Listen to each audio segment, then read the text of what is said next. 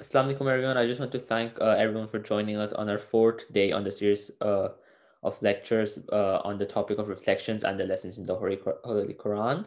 To begin the session, I would like to request Brother Rasim to do the recitation of Dua Iftitah. For Muhammad wa ala Muhammad salawat. Allahumma salli ala Muhammad wa ala Muhammad wajjil farajahum.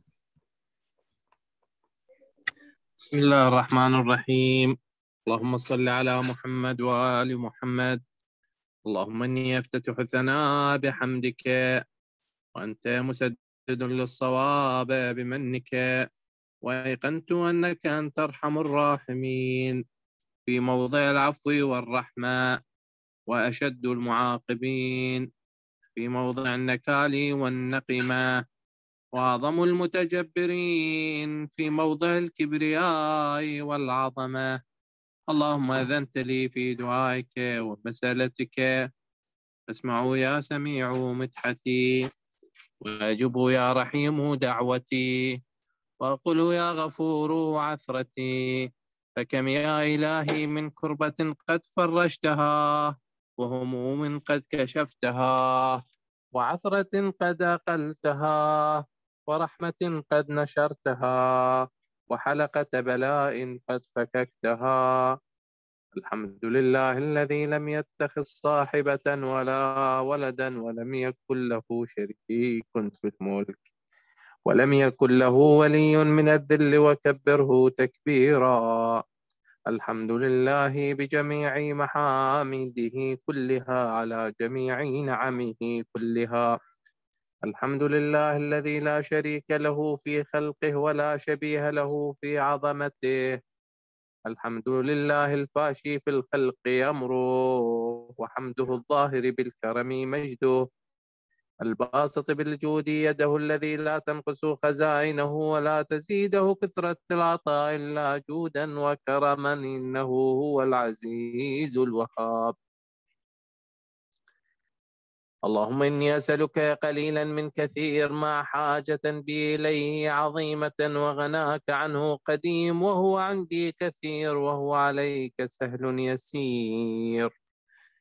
اللهم إن عفوك عن ذنبي، وتجاوزك عن خطيئتي، وصفحك عن ظلمي، وسترك على قبيح عملي، وحلمك عن كثير جرمي. عندما كان من خطئي وعمدي أطمعني في، أن أسألك ما لا أستوجبه منك، الذي رزقتني من رحمتك، وأريتني من قدرتك، وعرفتني من إجابتك، فصرت أدعوك آمنا، وأسألك مستأنسا لا خائفا ولا وجلا، مدلا عليك فيما قصدت فيه إليك. فإن أبطأ عني عتبت بجهلي عليك، ولعل الذي أبطأ عني هو خير لي لعلمك بعاقبة الأمور. فلم أرى مولا كريما أصبر على عبد ليما منك علي يا رب. إنك تدعوني فأولي عنك، وتتحبب إلي فتبغض إليك، وتتودد إلي فلا أقبل منك، كأن لي التطول عليك، فلم يمنعك ذلك من الرحمة لي والإحسان إلي والتفضل علي بجودك وكرمك. فارحم عبدك الجاهل، وجد علي بفضل إحسانك، إنك جواد كريم. الحمد لله مالك الملك، مجري الفلك، مسخر الرياح، فالق الإصباح، ديان الدين، رب العالمين. الحمد لله على حلمه بعد علمه، والحمد لله على عفوه بعد قدرته، والحمد لله على طول أناته في غضبه، وهو قادر على ما يريد. الحمد لله خالق الخلق، باسط الرزق، فالق الإصباح، ذي الجلال والإكرام والفضل والإحسان، والفضل والإنعام، الذي بعد فلا يرى، وقرب فشهد النجوى، تبارك وتعالى. الحمد لله الذي ليس له منازع يعادله، ولا شبيه يشاكله، ولا ظهير يعاضده. قار بعزته الأعزاء، وتواضع لعظمته العظماء، فبلغ بقدرته ما يشاء. الحمد لله الذي يجيبني حين أناديه ويستر علي كل عورة وأنا أعصي ويعظم النعمة علي فلا أجازيه. فكم من موهبة هنية قد أعطاني وعظيمة مخوفة قد كفاني وبهجة مونقة قد أراني، وأثني عليه حامدا وأذكره مسبحا. الحمد لله الذي لا يهتك حجابه ولا يغلق بابه ولا يرد سائله ولا يخيب آمله. الحمد لله الذي يؤمن الخائفين وينجي الصالحين ويرفع المستضعفين ويضع المستكبرين ويهلك ملوكا ويستخلف آخرين.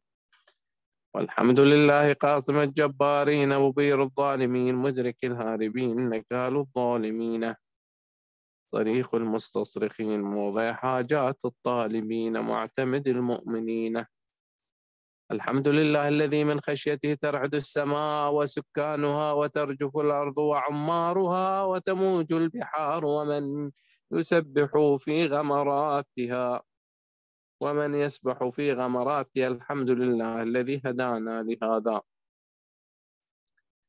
وما كنا لنهتدي لولا أن هدانا الله. الحمد لله الذي يخلق ولم يخلق ويرزق ولا يرزق ويطعم ولا يطعم ويميت الأحياء ويحيي الموتى وهو حي لا يموت بيده الخير وهو على كل شيء قدير. اللهم صل على محمد عبدك ورسولك وأمينك وصفيك وحبيبك وخيرتك من خلقك وحافظ سرك ومبلغ رسالاتك، أفضل وأحسن وأجمل وأكمل وأزكى وأنمى وأطير وأطهر وأسنى وأكثر ما صليت وباركت وترحمت وتحننت وسلمت على أحد من عبادك وأنبيائك ورسلك وصفوتك وأهل الكرامة عليك من خلقك. اللهم وصل على علي أمير المؤمنين ووصي رسول رب العالمين عبدك ووليك وأخي رسولك حجتك على خلقك وآيتك الكبرى والنبأ العظيم. وصل على الصديقة الطاهرة فاطمة الزهراء سيدة نساء العالمين. وصل على سبطي الرحمة وإمامي الهدى الحسن والحسين سيدي شباب أهل الجنة. وصل على أئمة المسلمين علي بن الحسين ومحمد بن علي وجعفر بن محمد وموسى بن جعفر وعلي بن موسى ومحمد بن علي وعلي بن محمد والحسن بن علي والخلف الهادي المهدي.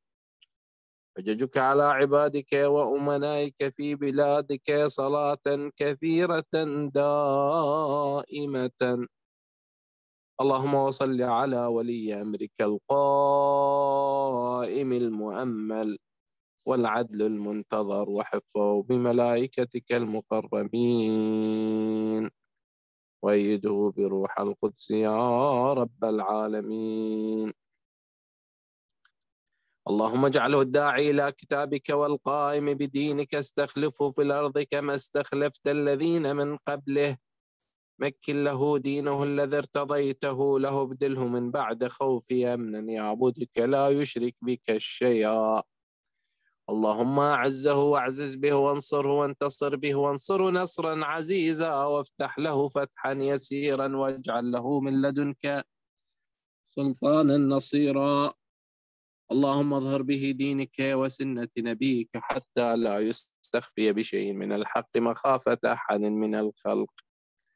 اللهم إنا نرغب إليك في دولة كريمة تعز بها الإسلام وأهله وتذل بها النفاق وأهله وتجعلنا فيها من الدعاة إلى طاعتك والقادة إلى سبيلك وترزقنا بها كرامة الدنيا والآخرة. اللهم ما عرفتنا من الحق فحملناه وما قصرنا عنه فبلغناه. اللهم المن به شعثنا واشعب به صدعنا وارتق به فتقنا وكثر به قلتنا واعزز به ذلتنا واغني به عائلنا واقضي به عن مغرمنا. واجبر به فقرنا وسد به خلتنا ويسر به عسرنا وبيض به وجوهنا وفك به أسرنا وانجح به طلبتنا وانجز به مواعيدنا واستجب به دعوتنا واعطنا به سؤلنا وبلغنا به من الدنيا والآخرة آمالنا واعطنا به فوق رغبتنا يا خير المسؤولين وأوسع المعطين اشفي به صدورنا واذهب به غيظ قلوبنا واهدنا به لما اختلف فيه من الحق بإذنك إنك تهدي من تشاء إلى صراط مستقيم وانصرنا به على عدوك وعدونا إله الحق آمين.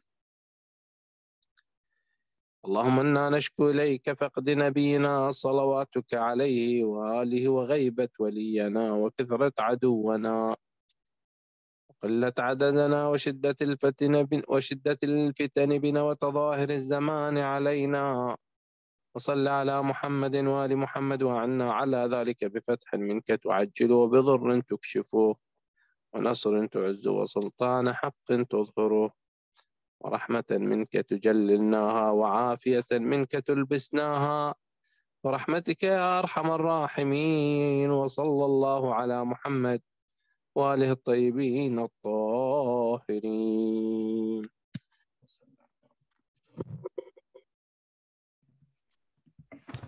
Allahumma salli ala Muhammad wa ala Muhammad wa Farajum. Jazakallah, Brother Rasim, for a very beautiful recitation of Dua Iftitah. Now I'd like to request everyone to recite Surah Fatiha once and Surah Ikhlas 3 times for the Marhumin and Marhumat of today's sponsor. For Muhammad wa ala Muhammad sallallahu. Allahumma salli ala Muhammad wa ala Muhammad wa Farajum.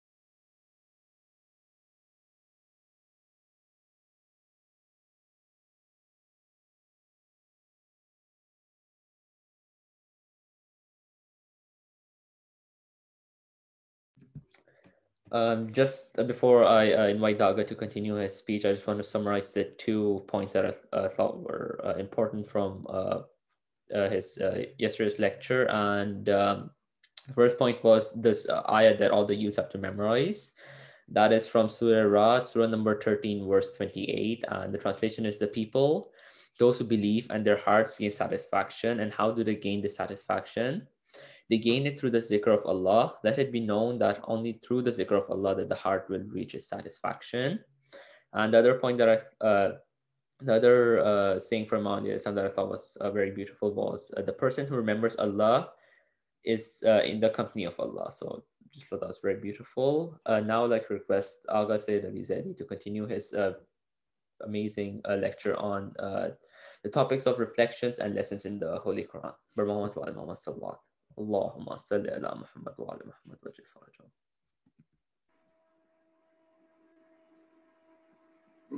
Thank you, Daniel. أعوذ بالله من الشيطان الرجيم بسم الله الرحمن الرحيم الحمد والثناء لله رب العالمين والصلاة والسلام على أشرف الأنبياء والمرسلين سيدنا ونبينا وحبيب قلوبنا وشفيع ذنوبنا وطبيب نفوسنا أبي القاسم المصطفى محمد اللهم صل على محمد وآل محمد ثم الصلاة والسلام على أهل بيته الطيبين الطاهرين المعصومين لا سيما سيدي ومولاي بقية الله في الأراضين روحي وأرواح العالمين له الفداء رب اشرح لي صدري ويسر لي أمري واحلل عقدة من لساني يفقهوا قولي. Dear brothers and sisters, Assalamu alaikum wa rahmatullahi wa barakatuh. I pray that all of you are doing well. May Allah inshallah accept all your ibadat, all your efforts. May He accept our fasting from all of us and inshallah give us the tawfiq to be able to continue to fast in a way and greet this month and treat this month in a way that He is happy with, inshallah. Let me open up the chat. So, there. Okay, 29.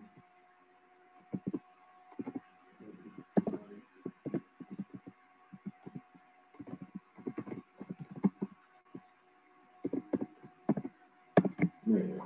Okay. So this is the verse, inshallah, that we'll start off with. It's in Surah Ankabut, which is the 29th surah of the Holy Quran. And we're talking about verse number 45.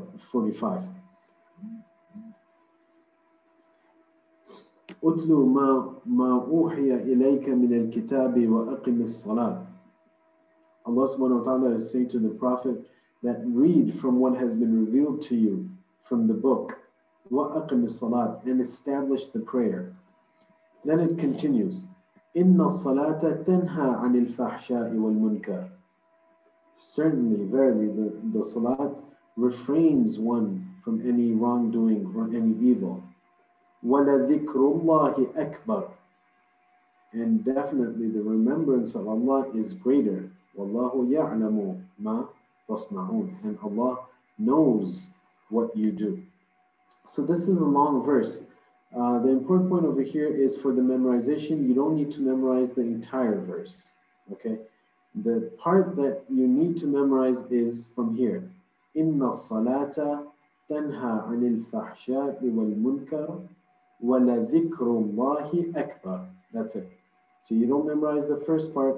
You don't need to memorize that. You can if you want. You don't need to memorize the first part of the verse, nor the last part where it says, وَاللَّهُ يَعْلَمُ مَا تَصْنَعُونَ. So this is one of the verses that we kind of pointed towards yesterday. Because we were talking about dhikr, we were talking about the remembrance of Allah subhanahu wa ta'ala, and one of the forms of remembrance of Allah subhanahu wa ta'ala is through the salah. So, إِنَّ الصَّلَاةَ تَنْهَى عَنِ الْفَحْشَاءِ وَالْمُنْكَرِ. That verily the salat, this good old salat that we have, can refrain us from doing any wrongdoing or evil. What I would like to do today is talk a little more about the salat. Why is it the case? What kind of salat is this verse talking about? That it can become a barrier between me and wrongdoing. Why is it the case that the salat that I pray today does not become a barrier between me and wrongdoing? So inshallah, what I would like to do today is go through a few verses from the Quran referencing how the Quran has talked about those who pray, what the Quran has said about salat. And then after that, inshallah, also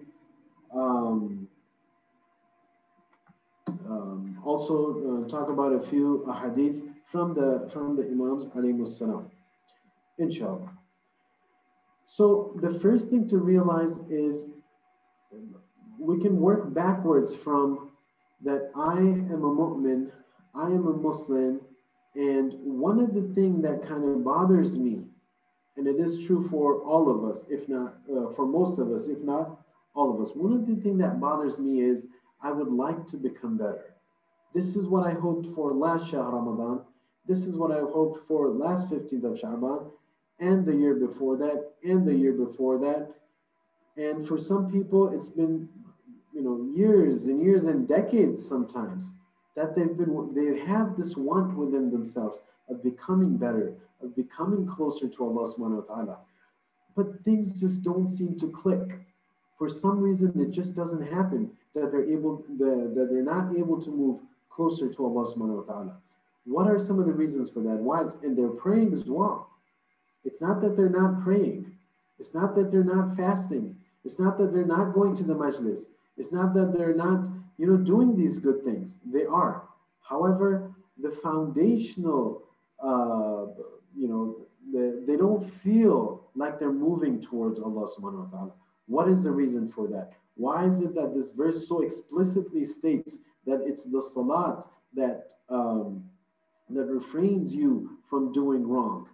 Why is it that me, someone who's praying, am I not able to reach that? What are the conditions of the salat that the Quran is talking about that is going to let me to come closer to Allah? What are some of the etiquettes, if you will? What are some of the adab, if you will, of the salat that I need to practice to be able to get to that?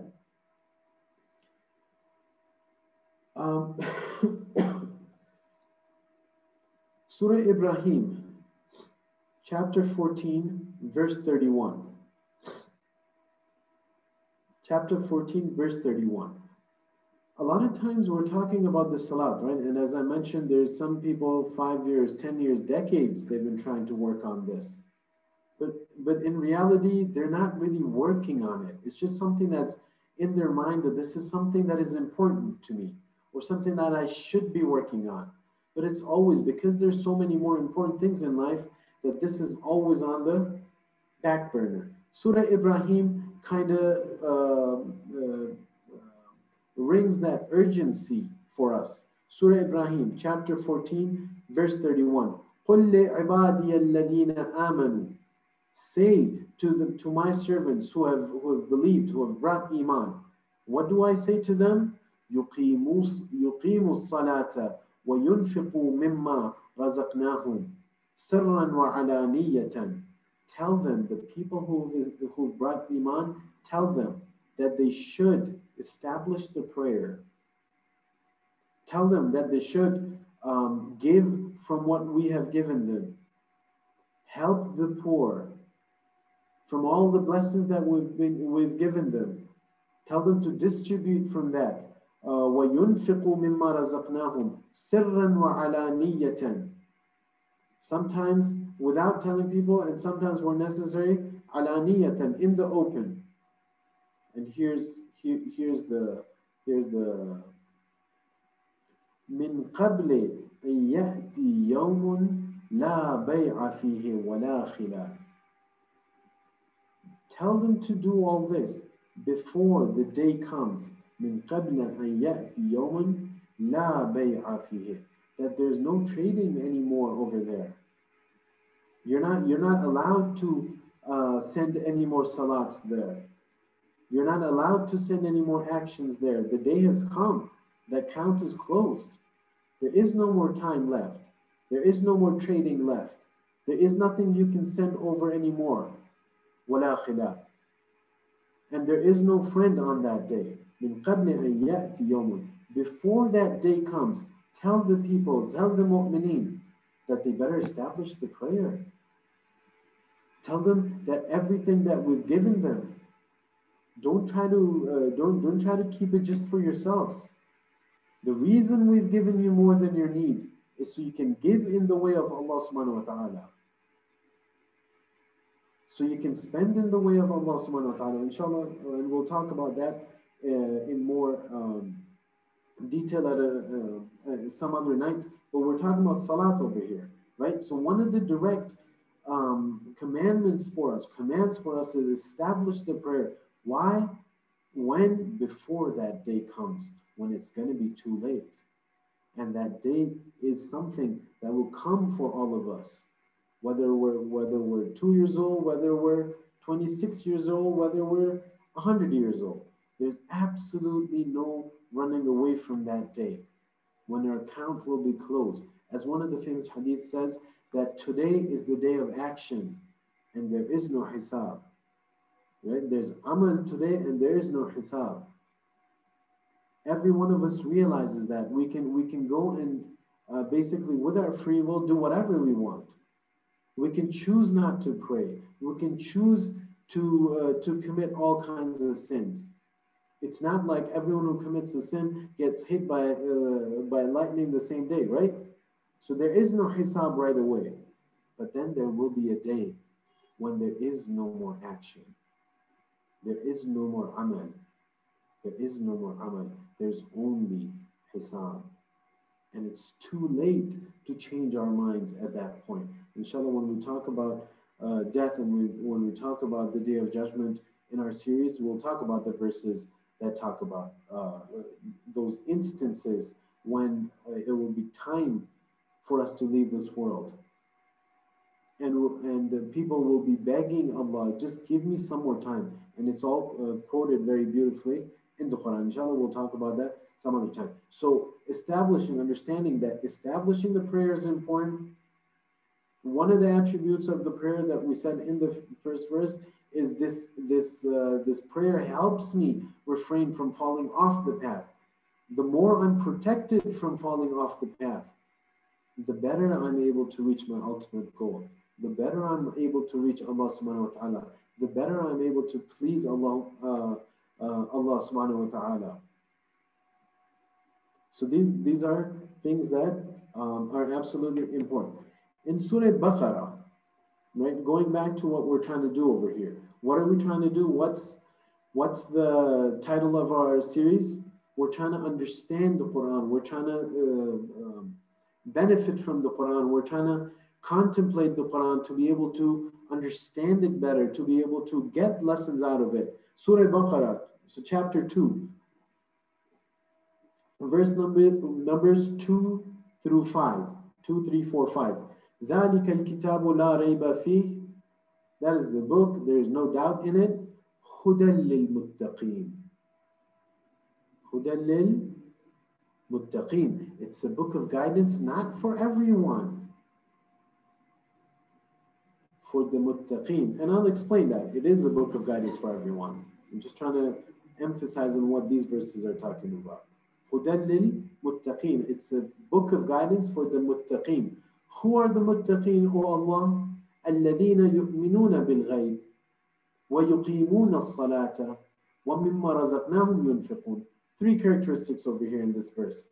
In verse number 3 of Surah Baqarah. They're the ones who believe in the unseen.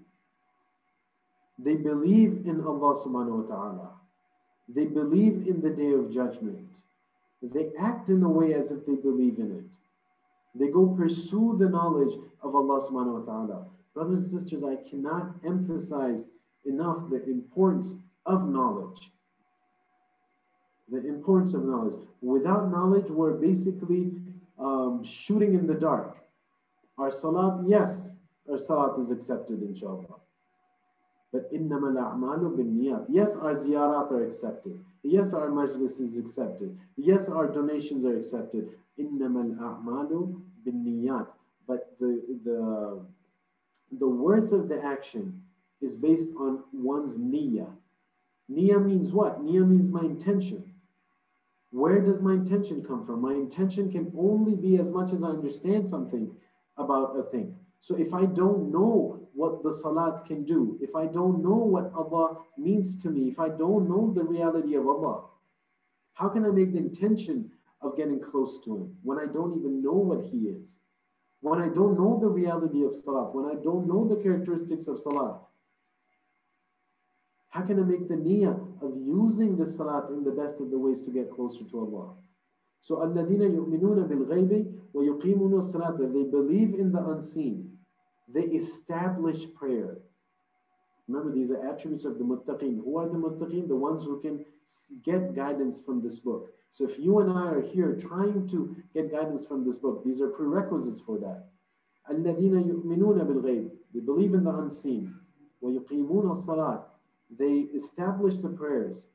وَمِمَّا رَزَقْنَاهُمْ يُنْفِقُونَ. And they give in Allah's way. They spend out of what we have given them, the risk that we've given, what we've provided them with.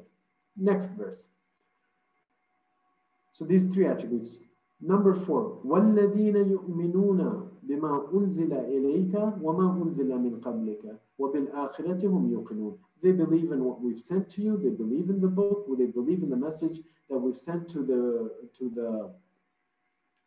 prophets before you. وَبِالْآخِرَةِ هُمْ يُوقِنُونَ. And they have certainty, not just belief, certainty in the hereafter. Certainty in the hereafter. أُولَٰئِكَ عَلَىٰ هُدًى مِّن رَبِّهِمْ وَأُولَٰئِكَ هُمُ الْمُفْلِحُونَ. These muttaqeen, who are the ones, they are the ones who are on the guidance from their Lord. And those are the ones who are successful. I don't know if you noticed in these verses, it's saying that the guidance is for the muttaqeen. And then it states attributes of the muttaqeen. And the last attribute it states of the muttaqeen, it says, they are the peoples who are already on the path of guidance from their Lord. So if they're already on the path of guidance from their Lord, why do they need guidance from the Quran anymore? I don't know if the question is clear. Daniel, I can only see you, so you help me out. Is the question clear or is it unclear? It's good for me, Aga. It's good for you, okay. It's good for you, it's good for me. Okay, I'll repeat it once more in case I'll break it down. Chapter number 2, Surah Baqarah, verse number 2 is saying that this is a book that is a form of guidance for the muttaqeen. Then it gives attributes of the muttaqeen. They are the ones who believe in the unseen, they establish the prayer, and so on and so forth, until it says they're the ones who are on the path of guidance from their Lord. They're the ones who are going to be successful. So why is this only a book of guidance for those who are already on the path of guidance from their Lord? The answer is this. Tanya, are you ready for this one? The answer is this. Here you go. This one's especially for you. That there's some things that are instilled within us. There's some things that are instilled within us. The fitrah, the basic things. If I start doing the basic things, if I start praying, if I start giving donations, spending in the way of Allah, if I start believing, this is just level number 1 of Iman. When I come here, when I've taken the first step towards Allah subhanahu wa ta'ala, that is when He puts that nur, that's when He puts that light in my heart, where now I have that ability to be able to benefit from the Quran in the way that it deserves to be benefited from. Isn't that beautiful? So for me to be able to benefit from the Quran the way it deserves to be benefited from, one of the prerequisites is salat. I can't be loose with my salat. I can't not be attentive with my salat if I want to improve. Remember where we started off? We all have that want to be able to improve, to be able to get closer to Allah, to be able to have those great feelings that we hear about all the scholars, not all the great scholars having, the great urafa, the great mystics from our school of thought having, the Ayatollah Bahjats, and so on and so forth. That is where I want to get to.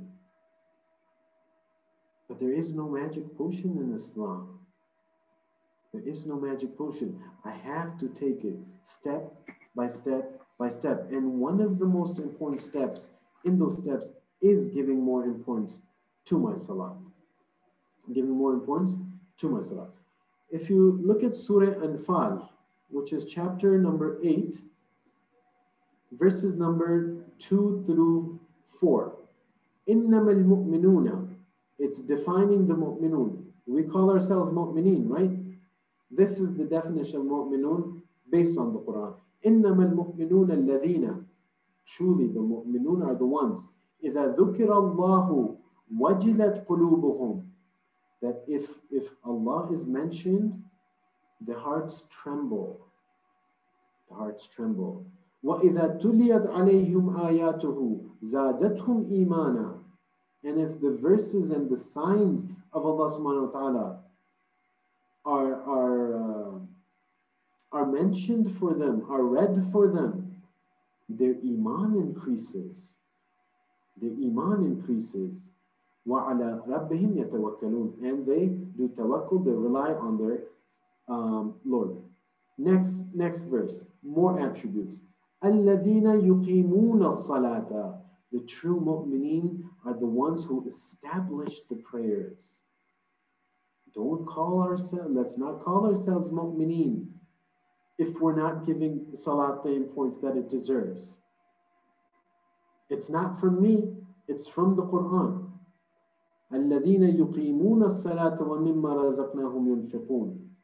They establish the prayer and they give in the way of Allah from what we've given them. أُولَٰئِكَ هُمُ الْمُؤْمِنُونَ حَقًّا. أُولَٰئِكَ هُمُ الْمُؤْمِنُونَ حَقًّا. These are the ones who are truly the mu'mineen. Truly the mu'mineen. If I claim to love Amir al-Mu'mineen, if I believe in him, if I want him to be my Mawla, if I want him to be my Amir, if I want him to be my Imam, the Imam al-Muttaqeen, the Amir al-Mu'mineen, if I want all that, then I need to take these baby steps at the very least towards him. I need to be able to emulate these verses of the Quran. These verses of the Quran need to slowly become a part of my life. And who are these? أُولَٰئِكَ هُمُ الْمُؤْمِنُونَ حَقًّا. These are the ones who are truly mu'min. لهم درجات عند ربهم ومغفرة ورزق كريم. Don't think that God's going to give you the short end of the deal. لهم درجات عند ربهم. These people have ranks and have high statuses with their Lord. These are the people who can think about being with the Imams in the hereafter. لهم درجات عند ربهم. They have special ranks and status with Allah. ومغفرة. And they have the ultimate forgiveness from Allah.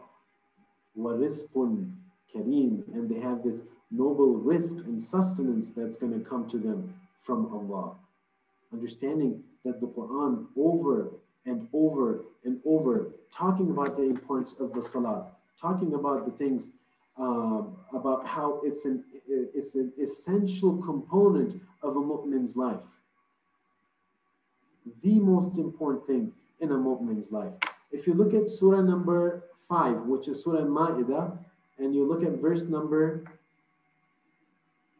91. So 5:91. And if Daniel, if you get a chance, if you could just type these references out, please.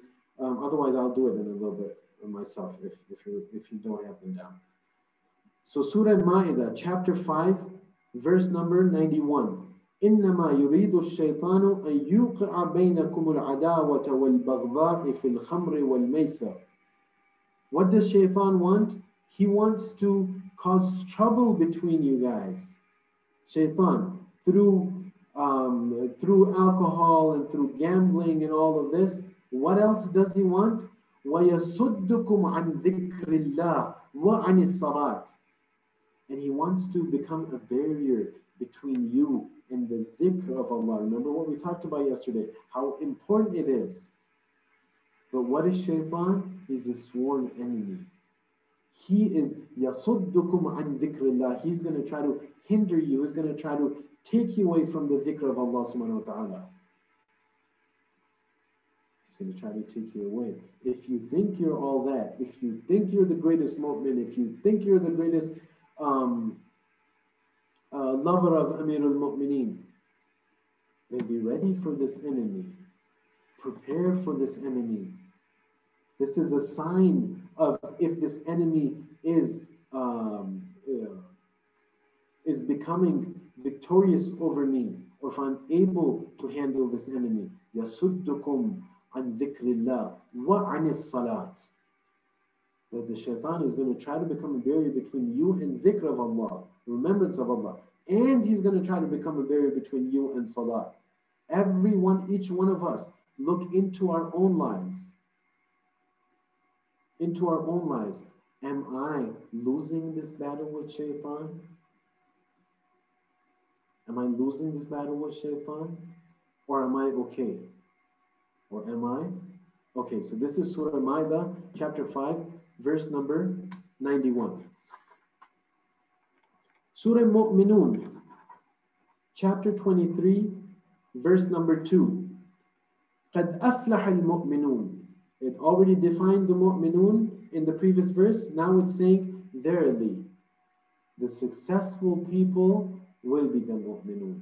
Anyone who's a mu'min will be successful. قَدْ أَفْلَحَ الْمُؤْمِنُونَ. O Allah, who are these mu'minun? الَّذِينَ هُمْ فِي صَلَاتِهِمْ خَاشِعُونَ. خاشعون.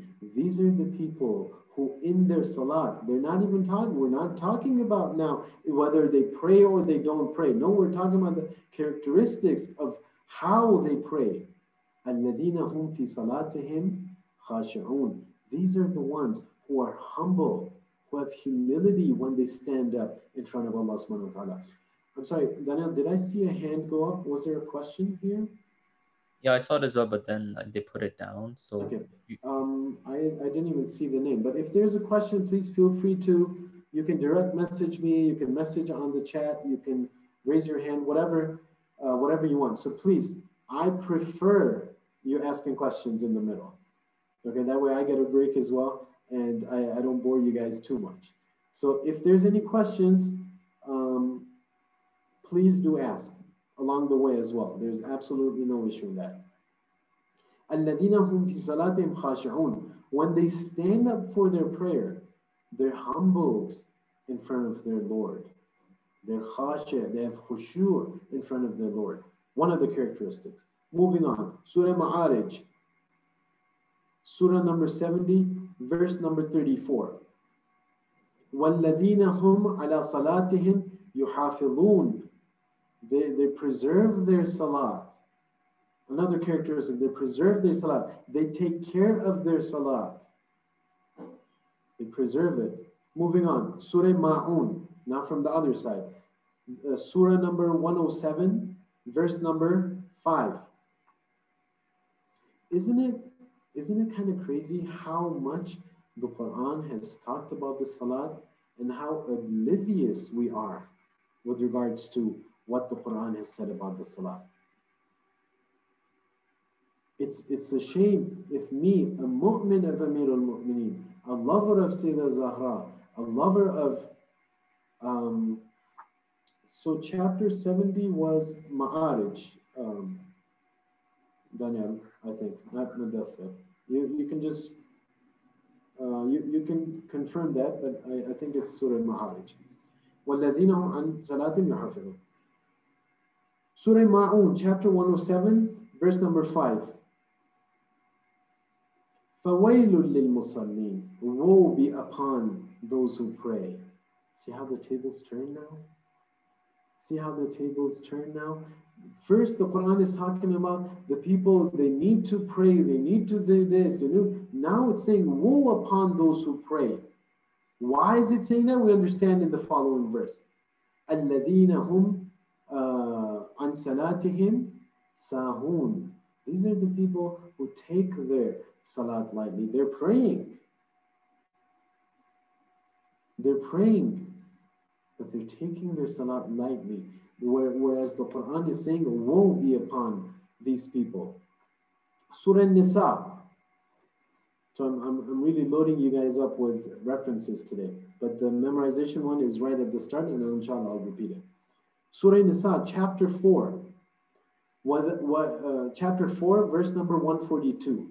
142, Surah Nisa. وَإِذَا قَامُوا إِلَى الصَّلَاةِ قَامُوا كُسَالَى. They stand up for salat. It's not that they're not praying, but they stand up for salat in a lazy way. They're very lazy when it comes to salat. Right before salat, they're all attentive, playing their video games.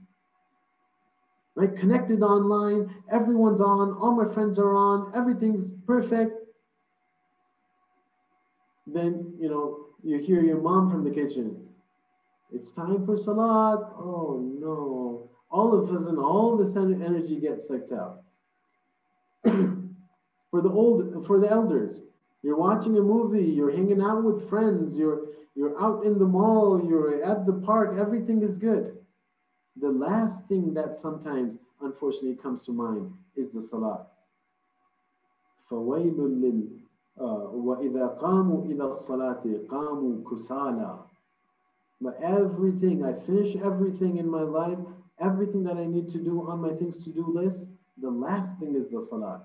No energy when I stand up for salat. يُرَاءُونَ النَّاسِ. These people, they try to show off in front of people. وَلَا يَذْكُرُونَ اللَّهَ إِلَّا قَلِيلًا. They remember Allah, but very, very little. Not enough dhikr, not enough salat. But we understand from this, dear brothers and sisters, that there's so much emphasis on salat. And the characteristics, some of the characteristics that have been mentioned in the Quran with regards to how we should approach salat. Like we talked about a few of them. That the Quran is saying, woe upon the people who take the salat lightly. Woe upon the people who come to the salat in a way, in a very lazy way, in a way that they're not excited about it, in a way that they're not they don't come with energy. And on the other side, it's saying the good things about salat is the people who come to it and they're khashi'un, that they're humble, they have humility when they come and stand in front of the Lord. Another one is yuhafidun, that they're preserved and they're very diligent about their salat. Very diligent about their salat. So this is what the Quran says about it. Moving on to some of the ahadith, some of the traditions of the A'imma alayhimus salam. Imam al-Baqir alayhi salatu wassalam, he says, بُنِيَ الْإِسْلَامُ عَلَى خَمْسَةِ أَشْيَاء, that Islam is founded upon 5 things. The first one he says is as-salat. And then he goes on. Was-zakat, wal-hajj, was-sawm, and lastly, and in some ways, the most importantly, wal-wilaya. Wal-wilaya. But over here, one of the things, foundations, بُنِيَ الْإِسْلَامُ عَلَى خَمْسَةِ أَشْيَاء. 5 things that Islam is founded upon. One of them is salat. In another hadith, Imam Baqir alayhi salatu wasalam again, he says, as-salatu amud ad-din, that the salat is the pillar of religion. It's what the entire religion is based on. And then he goes on.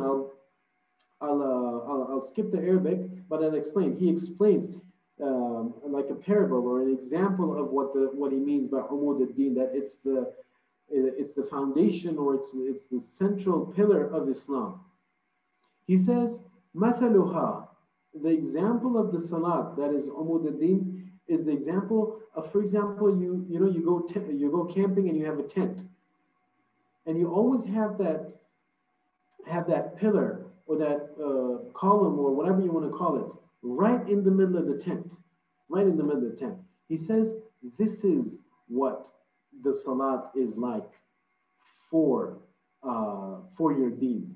If your deen is the religion, if your deen and your religion, if your deen is the tent, then the central pillar is salat.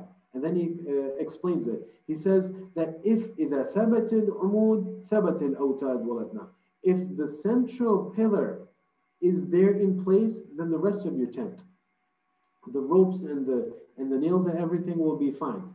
But if the central pillar falls or inclines to one side, then he says none of the ropes nor the nails will be in place.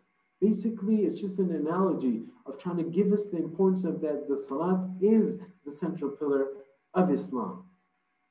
There's a reason that salat has been, we've been asked to establish it 5 times a day, right? It has that importance. It has that importance. In another one of the hadiths is, أول ما يحاسب به العبد الصلاة. Excuse me. The first thing that we will be asked about, the first thing that we will be questioned about is what? Is the salah. And then he continues, فَإِن قُبِلَتْ قُبِلَ سَائِرُ عَمَلِهِ. If their salat is accepted, then only their other actions will be accepted. وَإِذَا رُدَّتْ رُدَّ عَلَيْهِ سَائِرُ عَمَلِهِ. But if their salat, if their namaz is rejected, then their other actions will be rejected as well. This, brothers and sisters, we're not just regurgitating these verses and ahadith just for the sake of it. There's a purpose for this, and the purpose is that I reflect upon my own life and see, how do I live my life? Do I live it in a way? Do I live it in a way that my salat is given this importance? Do I understand that all my other actions, all the good things that I do, right? I go to a majlis, I do matam, I give in the way of Allah, I do this, I help others, and so on and so forth. But if I don't give him, if God forbid if I don't pray, but what if I pray and I don't give it the importance that it deserves? There's absolutely no way. And it's not because in and of itself in and of itself, this, getting up and down and ruku and sujood, yeah, that has its own importance as well. But the soul of that salat is that humility in front of Allah subhanahu wa ta'ala. The soul of that salat is the attention towards Allah subhanahu wa ta'ala. The soul of that salat is bowing down to Allah subhanahu wa ta'ala. The soul of that salat is the humility in front of Allah subhanahu wa ta'ala. The soul of that salat is submission to the will of Allah subhanahu wa ta'ala. So that is why it is given so much importance. So much importance. Let me just stop over here. I think I see a question over here. Assalamu alaikum wa alaikum assalam.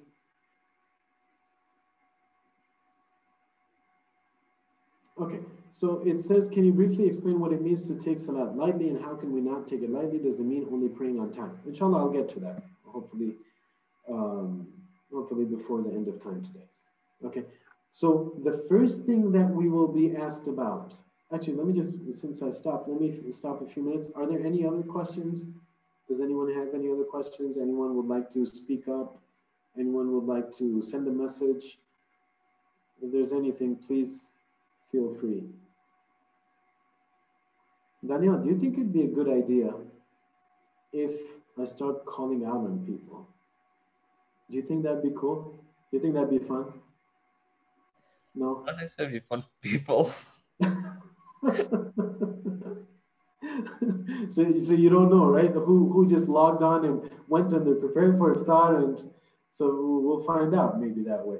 You, unfortunately or fortunately, are kind of stuck here with me. So you can't move, otherwise I'll know. Every time your eyes move, I know exactly where you're looking. So I feel sorry for you, but thank you very much for being here with me. Okay. Okay, so another question, what should we have in mind while praying salat? So these are all Brother Ali, I believe. All of these questions, inshallah, I will try to talk about in the practical aspect. Right now, we're talking about the sort of the general verses and the ahadith and the traditions that have been given to us. And it's absolutely essential for us to be able to have that practical advice. Okay, so this is all there. Exactly what your questions are. So how does that apply to me? What does it mean to be khashi'un in my salah? What does it mean to be yuhafidhun ala salatihim? What does it mean hum an fi salatihim sahun? Right? All of these things, what do they mean? And what I was planning on initially doing was trying to fitting that in today, but I have a feeling that it might be better if we push that for tomorrow. So I'll still go through what we have today, and so we have an entire day. And because of the importance of the topic, I think it's worth spending some more time and inshallah talking about salat in more detail. If you have any questions, please feel free to, you can either email me them ahead of time. I'll put my email out here, or you can just ask them. You can come ready, prepared tomorrow to be able to ask them. So I'm putting my email out here. Okay, if anyone has any questions, please feel free to email me ahead of time. Otherwise, inshallah, for tomorrow. So we'll then focus on the practical aspects of how I can improve my salat tomorrow, inshallah. Okay, Amir al-Mu'min alayhi salatu wassalam, the Imam Ali that we all love. You guys have heard about, okay, Daniel, now I'm going to have a conversation with you, okay? I apologize. I'm going to apologize ahead of time. Have you heard of the Black Thursday, Daniel? I've heard of it, but I'm not sure what it's about. Okay. So basically, the Black Thursday, they say, is when the Holy Prophet ﷺ was on his deathbed. Okay? He was on his deathbed, and he basically, there were people around him, and he said, can you guys please bring me a paper and a pen so I can write, you've heard of this, right? Yeah. So I can write you something, and so you don't go astray after me. And this is like one of the favorite like Shia things, isn't it? They're like, oh yeah, and you know, if the people just would have done that, we wouldn't have any issues. And come on, it's common sense. You know, if the Prophet is on his deathbed, of course he's going to write the most important thing that he has in his mind. He's about to die. He's about to leave us. He's going to write them, right? You've heard all of this before, right? Yeah. Okay. Another holy personality, Imam Ali alayhi salatu wassalam. Alhamdulillah, he was fortunate to have that paper and pen with him. Right? So technically, if we are so, so worried about these last words of the Ma'sumin, we should give Imam Ali's last words as much importance as well, right? We should give his advice as much importance as well, right? Well, guess what? He has some advice for you and I. Okay? Usikum bis salat. I advise you, I do wasiyah to you. Bis salat. Give salat more importance. Usikum bis salat. What else, Amir al-Mu'minin? Wa hifdhiha. And protect it. Preserve it. فَإِنَّهَا خَيْرُ الْعَمَلِ.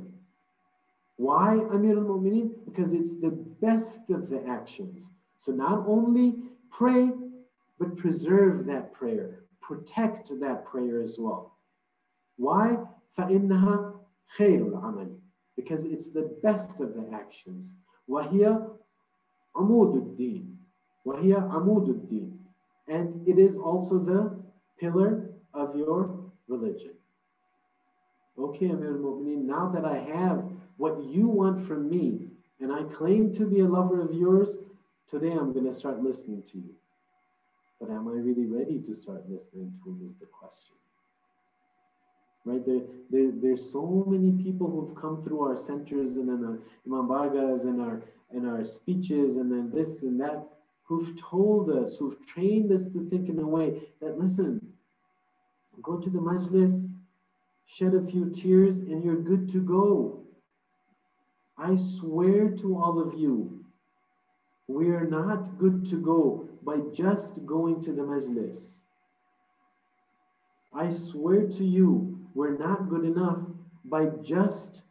Daniel, be witness. If anyone misconstrues what I said, okay, tell them, no, he said just. If you only just shed tears for Imam Hussein, I swear to you all, that's not enough.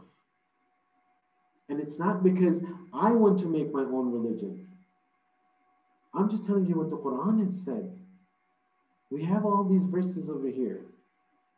I'm just telling you what Amir al-Mu'mineen said. Who am I to make up the religion? But does Amir al-Mu'mineen not have the right to tell you and I what the most important things are? Are we ready to take his advice? Are we willing to work on this salat? How many times have I made up my mind that yes, I'm going to do this, but then failed again, and then failed again? It's okay. It's okay if I fail and if I make mistakes. There's absolutely no issue with that. But there's an issue with not trying. There's an issue with not giving importance to their advice. So this stuff is there. If I end up, God forbid, if the time for me comes, and I've never even heard these verses about the salat. I've never even heard this ahadith about salat.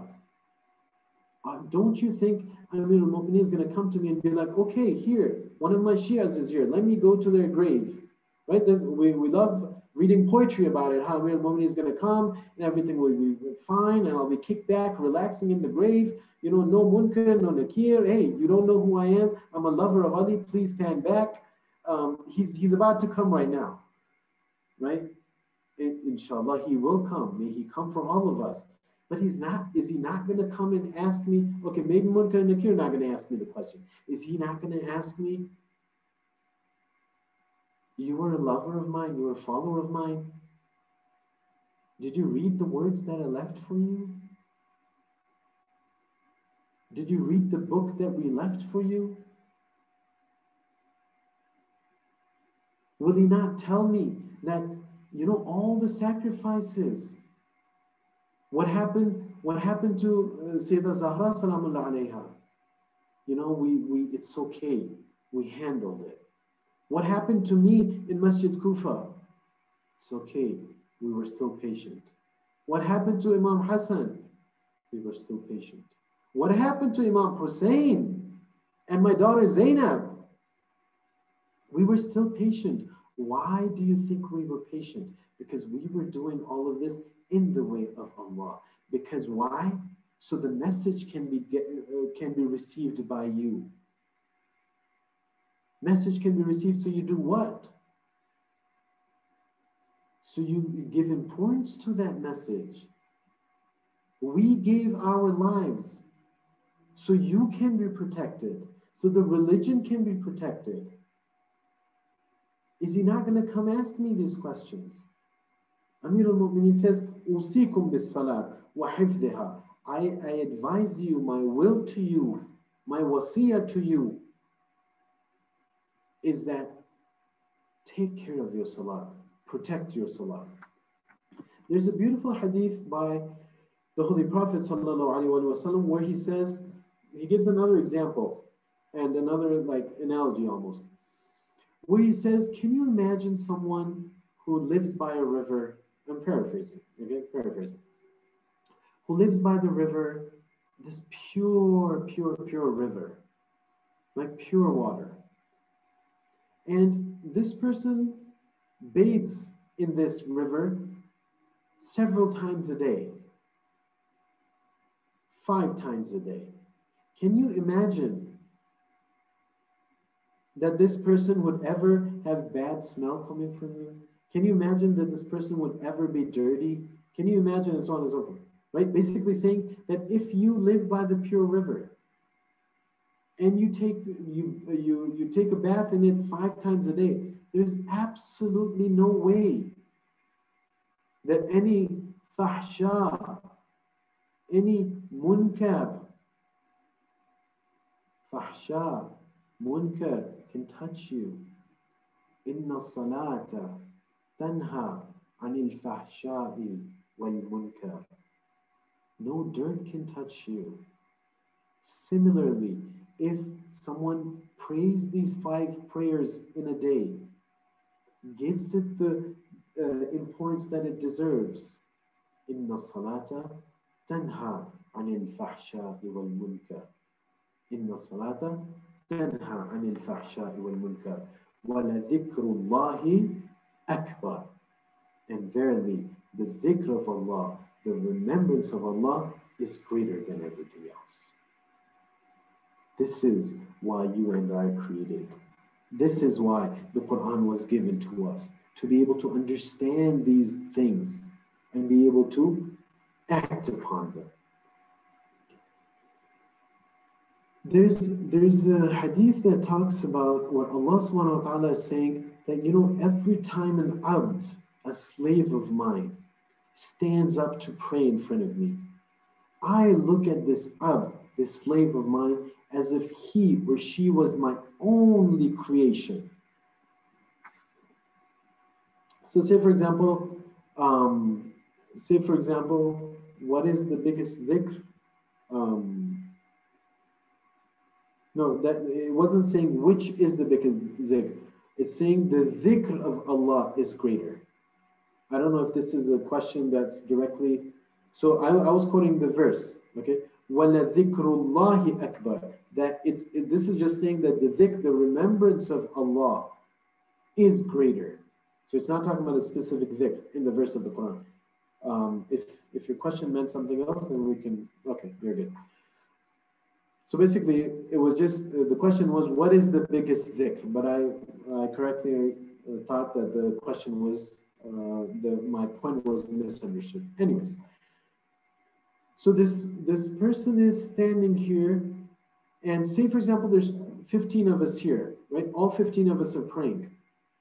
If I understand this hadith and I believe in this hadith, what it's saying is, listen, Ali, it doesn't matter if Daniel's standing there. It doesn't matter if these other 15 people are standing there.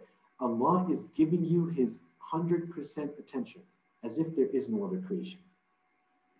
So Allah saying, I give my attention to my creation, to my abd when they stand up for prayer, as if there was no one else there. And then he says the flip side. He says, whereas my servant, when he stands up for salah, he thinks about everything in the world except me. Everything in the world except me. And practically speaking, we can think about it for ourselves. Who am I to judge you? Who are you to judge anyone else? Right? Ourselves for ourselves. Let's judge ourselves. Does that apply to me? Is this something that I'd be embarrassed of going in front of Allah subhanahu wa ta'ala and telling him, yes, you know what, you're right. I am one of those people who, when I stand in front of you, because I have no knowledge of you, because I don't put any effort in gaining knowledge of you, because I don't give importance to your book, because I don't give importance to your salah, because none of those things apply to me. Therefore, yes, Allah, it's true. It is true that when I stand up for prayer, I would like to concentrate, but I just don't. I can't. And inshallah, we'll talk more about this tomorrow. I'll end with a hadith from Imam al-Baqir alayhi salatu wasalam. He says, ذكر الله لأهل الصلاة أكبر من ذكرهم إياه. When someone stands up for salah, the remembrance of Allah, so this is similar to the previous hadith, the remembrance of Allah for this person is greater, much greater than the remembrance of this person for Allah. So we are establishing prayer. أقم الصلاة لذكري. The Quran is saying, we talked about it yesterday. Establish the prayer to remember me, for my dhikr. But Imam al-Baqir is saying that yes, that is true. But when a servant stands in front of his Lord to pray to his Lord, the way that his Lord remembers him, the way his Lord gives him attention, dhikrullahi la ahli salat, the dhikr of Allah for those who pray, akbar min dhikrihim iyah, much is greater than their dhikr for him. Ala tara annahu yaqul, don't you know that Allah has said in the Quran, udhkurni adhkurkum, you remember me, I will remember you. You remember me, I will remember you. Inshallah, what we'll do tomorrow is, so we have a general understanding of the importance of salat through the eyes of the Quran and the Hadith. What I would like to talk about tomorrow, inshallah, if Allah gives us the tawfiq, is concentrate more on the practical aspects of salat. So what can I do now practically to be able to improve my salat? Inshallah, if Allah gives us the tawfiq. So I'll end over here, and if there's any questions right now, do we have any time? No, we actually don't have time either. So I'll end over here, and inshallah we'll continue tomorrow. We ask Allah subhanahu wa ta'ala, for the sake of these blessed nights, to forgive us our sins, forgive the sins of our parents and all the marhumeen. We ask Allah subhanahu wa ta'ala to forgive the sins of all the marhumeen, especially the marhumeens who have, of the people who have sponsored tonight's program. We ask Allah subhanahu wa ta'ala to give us the tawfiq to be able to understand the message of the Quran. We ask Allah subhanahu wa ta'ala to give us the tawfiq to be able to work on our salat and make our salat reach a point where it becomes a barrier between us and wrongdoing. We ask Allah subhanahu wa ta'ala to hasten the reappearance of our Imam and include us amongst his greatest and most sincerest followers, inshallah. Again, last point, the verse that was for memorization today is Surah Ankabut, chapter 29, verse 45, but it's not the entire verse. It's only this part. Inna salata tanha anil fahsha'i wal munkar wa la dhikrullahi akbar. Thank you very much. Wassalamu alaikum wa rahmatullahi wa barakatuh. Thank you so much for a very eye-opening lecture on the importance of Salah. We're going to conclude our event with the recitation of Dua Imam Samana. Muhammad wa Muhammad sallallahu Allahumma salli ala Muhammad wa Muhammad wa بسم الله الرحمن الرحيم اللهم صل على محمد وآل محمد اللهم كن لوليك حجة ابن الحسن صلواتك عليه وعلى آبائه في هذه الساعة وفي كل ساعة وليا وحافظا وقائدا وناصرا ودليلا وعينا حتى تسكنه أرضك طوعا وتمتعه فيها طويلا برحمتك يا أرحم الراحمين وصلى الله على محمد وآله